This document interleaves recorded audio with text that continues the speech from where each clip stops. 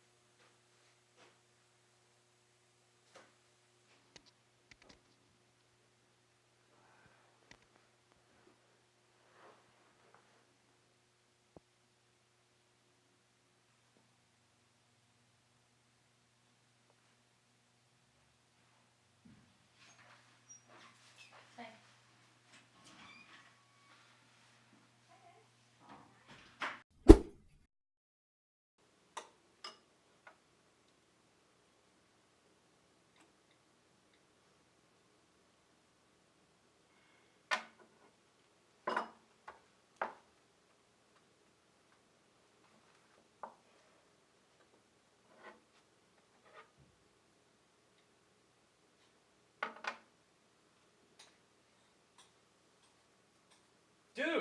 Are you laughing at me?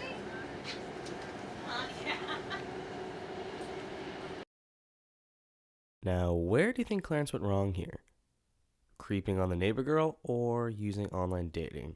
Not that there's anything wrong with creeping on the neighbor girl, it's just creepy. What do you guys think? I think online dating is like okay. I mean, it's fine for whoever wants to use it. I don't think there's anything against it. You just have to be really careful, I guess. First of all, when online dating was first coming around, there was a big stigma around it. Correction, it actually didn't start in 1995 like most people believe it has, whereas it was more like 300 years before, in 1695, when the first personal ad in a newspaper was published and people started looking for love through the classified section, growing most popular with millennials as well. In 2013, 10% of people aged 18 to 24 had utilized cyber dating. By 2015, the number had risen to 27%. And with that prevalence comes a lot of stories with a lot of stories to tell. So, this director and producer had gone on a mission to find out more about these encounters that people have had using online dating.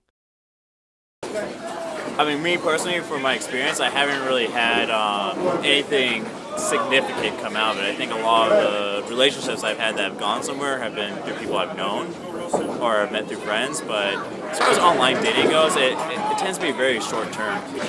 But I'm just too cautious of a person to be okay doing that. I feel like someone would try to kill me or I don't know. So I hoped, like the first online date, the first date I ever had from someone I met online, we met at a burger joint, and the girl was nice, but she would ask me really weird questions where I felt like I was on a job interview. Like questions like, where do you see yourself in 5 years, or where do you think your career is going, things like that. And it wasn't fun anymore. It just felt more like that I was being grilled and interviewed, whereas I wasn't experiencing a human connection. Just the way that people operate now, and they prevent that from happening. They have their heads down on their cell phones, or they have ear pods in. So those chances of just meeting somebody become less and less, so they're subjected to online dating. But that's not necessarily going to give you what you're looking for either. I think as our generation moved more into a technology generation, we became more inclined to use online dating to meet people rather than talking to people in person, because we're so used to being on our phones and being connected on the internet that we don't really notice each other anymore in person. So people don't talk to each other as much as they would have, like on a train or at a store. So you don't meet people the normal way or the old-fashioned way. And now it seems normal to our generation to meet someone online because that's where we do everything. Upon my investigation, I had met with David Douglas and Stuart Jester, two psychotherapists who were kind enough to meet with me and have a little one-on-one session and kind of gave their insights on the matter regarding online dating and a little insight on media addiction as well. I've had some people They're the people. One of the things that they report is the person who's there and then disappears. The ghost state. Another one is the one that you chat with for a while and then they finally ask for money. At one point during the interview, I had asked David and Stuart to give me a quick little synopsis of how the human mind works, whereas, say, someone with anxiety or depression, for example, as it has been an increasing issue with millennials nowadays. Well, one thing I can say is that the dorsal anterior cingulate cortex is the part of the brain where we experience physical pain. Like if I whack my thumb with a hammer, it hurts. Obviously, my thumb hurts. But the place in the brain that lights up is that brain structure. And that's the same structure that lights up when we lose somebody. Or when somebody that has somebody going ghost on them, their dorsal anterior cingulate cortex will light up, and it feels awful. It's a horrible feeling to get dumped, to get left, and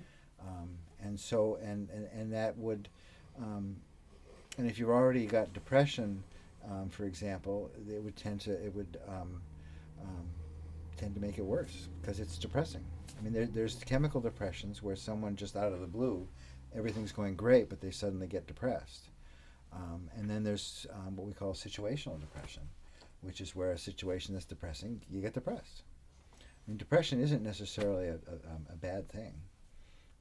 It can get to the point where someone's incapacitated by it. I mean, the way I describe it is the reptilian brain is that part that he just described. It's the fight or flight. It's that anxious part of you. And it's actually about that big. It's located back here. And that gets exacerbated. We have just outside of that is our mammalian brain. That's the brain that wants to be loved, wants to be nurtured. Social. It's the social part of the brain. And that social part of the brain interacts and tries to soothe this reptilian piece. What comes to mind is that recent Time magazine cover where you've got a couple in their pajamas lying on the bed, and the tagline is "Ménage à trois," and the trois is a iPad or sitting on the bed, and people can get lost in those things. There's in 12-step programs. There's a new program that's developing for media addiction, where people are, instead of feeling feelings and having relationships with people, they're relating to their Facebook stuff. Anyone else noticing a trend here? We'll just take a minute to pause here. Let's recap. Pros: you could meet somebody new, could go on a few adventures, and maybe a few giggles along the way. Cons: ghosts, creepers, anxiety rays, addiction to media, killers, cannibals, failed connections, embarrassing first dates, and just awkward situations, and a bunch of others we don't need to mention. But does that mean all online dating is bad? My first thoughts of online dating were that I thought it was not something that really led to anything meaningful. I thought meeting people in person meant more than meeting people online, because you don't really know someone by talking to them online. How would you say your opinion has changed over time? Well, until recently, my opinion hadn't changed about online dating. I had had some bad experiences with it, and then I finally had a good experience with it, so it did change my thoughts, because I met someone that means a lot to me. You mean the director? Okay, I was on an online dating site called OkCupid, and I went on there again just to see if I'd meet anyone. And then I ended up starting to talk to someone named Richard, and then we ended up meeting up, and I picked him up to go hiking, which my mom thought was a dangerous idea, to be on a mountain with someone I didn't know, but it worked out. And now we've been dating for about 2 months, and we're happy. And the positive side that I see to it is that, again, it's like a tool. One of the cool things about dating sites is you can really you can find someone who's got a lot of your interests. I think you mentioned, biking is something. Yeah, I mean, the person I'm dating now is somebody I met online, and we love to bike. Her profile says she loved to bike, and we hit it off. And I've been dating her for 3 months now. I'm hoping it lasts longer. So it's a useful tool, but I think, if you focus too much on it, then we lose that human contact. And I think we're not going to ultimately let that happen because we are such social creatures. And the thing when you define an addiction, to my mind, is it in your way? I mean, I use the phones a lot. I think text messaging is great for I'm going to be 5 minutes late or what's happening with our appointment. But for any kind of detailed thing, no. Any delicate question is so easy to be misinterpreted because you're not looking at the person, looking at them in the eye, hearing the sound of their voice, and feeling their physicality. So, gentlemen, do you have any suggestions for the viewers? Tools are only as good as the way that we use them. And I think dating programs and dating sites can be very useful for folks. I think it's a great way to sort of sort people out. There's a lot of stuff you may be physically attracted to someone, but you don't know much about them, and later on you go, oh, wish I'd known that. But a lot of that stuff can get taken care of in the profiles. Yeah, I tell my clients to limit their Facebook and online time. If they're using a dating app, I recommend that they try and meet the person as soon as possible. And there are a few things I tell them to do that scares off some of the riffraff. Number one, say, let's meet for coffee. Number two, if they're not close by, say, I will only meet you if you come to where I live. And basically have a life outside of your online stuff. Be part of a group, a 12-step group, a church, any number of other groups, Appalachian Mountain Club, anything. So you're not sitting in front of a screen for more than X number of hours. They need eye-to-eye contact. When I have a client that's saying, oh, I can get all I need from, as far as therapy is concerned, from just doing the stuff online, I say, you don't have a witness. You don't have somebody. The therapist is the witness. At the end of my investigation, I had taken the time and asked each of my interviewees whether or not they think, for those who may or may not use online dating, if whether or not there should be some form of moderation or regulations to be put into effect. I think people should keep using it, but I think they should know what their expectations are and make them very clear to people on the site. And using it in just the right way, which I think is something we're going to have to figure out over time.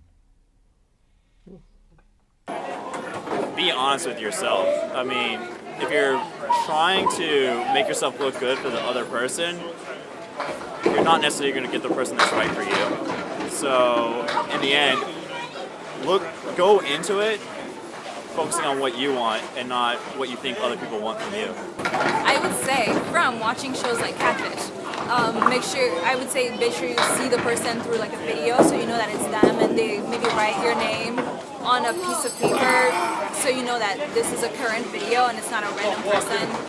So, instead of me just spitting facts back in your faces like most documentaries usually do, I decided to let my interviewees tell the story, as they're clearly much more credible than I am. So, the moral of this story?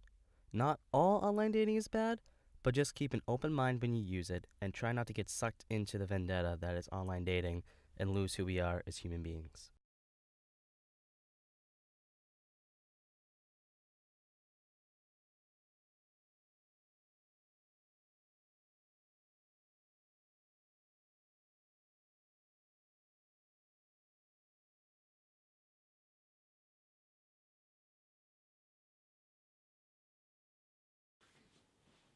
Hey, Billy, I see Clarence outside with that girl.